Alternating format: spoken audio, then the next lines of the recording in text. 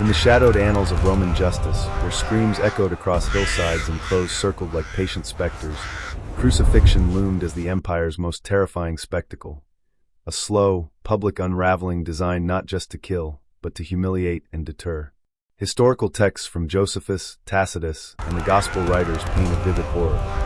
Condemned souls nailed or bound to wooden beams, bodies contorted in agony, left to the elements until death claimed them through asphyxiation, shock, or exhaustion. Yet for centuries, the physical traces of these executions seemed to vanish into the dust, devoured by scavengers, salvaged for iron, or discarded in unmarked pits.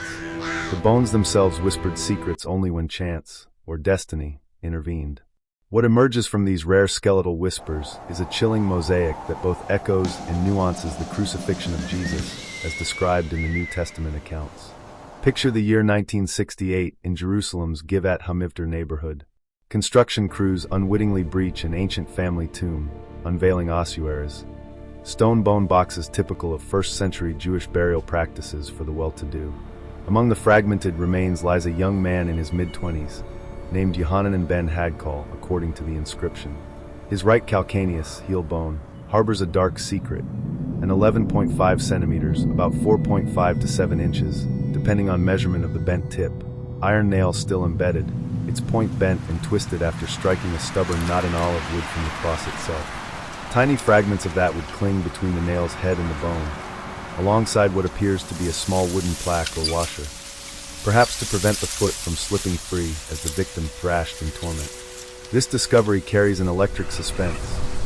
Here, at last, is tangible proof that Romans in Judea drove nails through feet during executions around the time of Jesus, likely between 7 to 70 CE. The nail's path suggests the feet were affixed to the sides of the upright stipes, the vertical beams often remain, with legs possibly straddling rather than across the top of the foot.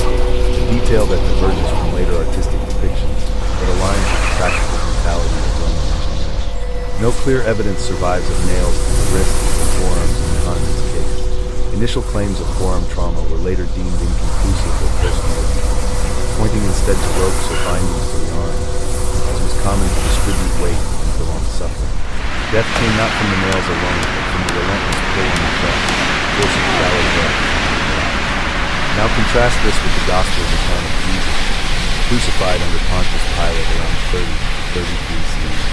The text described nails in hands and feet, John 20 verse 25, Luke 24 verses 39 to 40, where hands in ancient idiom could encompass the wrist area, a zone strong enough to bear body weight without tearing, unlike the palms. Jesus' feet, too, bear the implication of nailing, fitting the heel bone evidence from Yehohanan. Both men endured a similar nightmare: elevation on a cross outside the city walls, exposure to mockery and the elements. Yet a haunting parallel emerges in the Crucifixion: the breaking of legs to hasten death by preventing the victim from pushing up to breathe. The Gospels record this for the two thieves beside Jesus, John 19 verses 31 to 33, but not for him, as he had already died.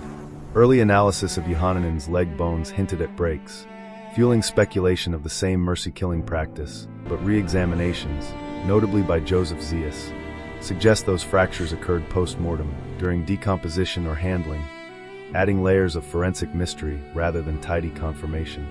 The drama deepens with later finds, each a ghost from Rome's far-flung empire, whispering variations on the theme. In 2017 to 2021, excavators in Fenstanton, Cambridgeshire, Roman Britain, AD 130 to 337, unearthed a man in his 20s or 30s buried in a modest cemetery among 48 others. A 5 centimeters iron nail pierced his right heel bone horizontally. Discovered only after lab cleaning, its entry showing a possible misfire, indentation from a botched first strike. Thinning in his leg bones hints at prior shackling, suggesting he may have been an enslaved or marginalized figure, chained before his final ordeal. Unlike most crucifixion victims tossed to scavengers, he received a standard burial, his body laid out respectfully. This offers the best preserved skeletal proof yet it diverges from Jesus' context. A provincial edge of empire execution versus Jerusalem's politically charged hill of Golgotha. No arm trauma noted, feet nailed to the upright sides, much like Yehohanan. The suspense lies in the rarity, thousands crucified, yet bones endure only when nails defy removal and burial interrupts decay. Further north, in Italy's Po Valley near Gavello, discovered 2007, analyzed later. A man in his 30s lay in an isolated, grave-goodless burial, unusual for the era, evoking the discarded fate of the executed. His right heel bone revealed a clean, unhealed circular perforation, about 24 millimeters long, diameters varying slightly from medial to lateral, consistent with a nail driven through, possibly with legs contorted or heels overlapping. No definitive arm evidence, and the body's position, arms at sides and burial, leaves room for ropes or lost bindings. This third potential case, from the Roman heartland, mirrors the marginalization in the Gospels. Jesus, executed between criminals, buried hastily, yet honorably by Joseph of Arimathea, a deviation from norm that the texts emphasize as exceptional, much like these rare preserved remains. Other fragments flicker like half-seen apparitions. A heel bone from Mendes Harbor, Egypt, bears a round hole and fractured shin bones, tempting links to Crucifixion. But skeptics attribute the damage to roots or post-mortem trauma, the evidence too ambiguous for certainty. Across these cases, a pattern of mystery endures. Nails through heels, not soles or tops of feet as in medieval art, often one per foot or side-mounted. Arms likely secured variably by nails, rarely preserved, or ropes. Bodies sometimes granted burial despite custom, especially if family intervened or executioners overlooked a stubborn nail. How do these skeletal echoes compare to Jesus' described crucifixion?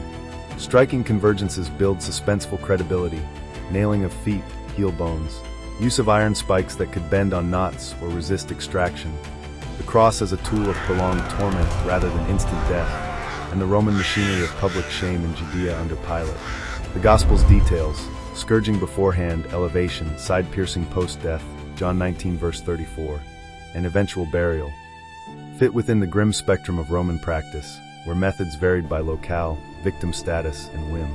This first part is a confusion, and brings us to the continuation in part 2, where we examine the truth about the crucifixion, and connect it with the truths of the Bible. Watch for part 2. Subscribe, like, share, and drop comments.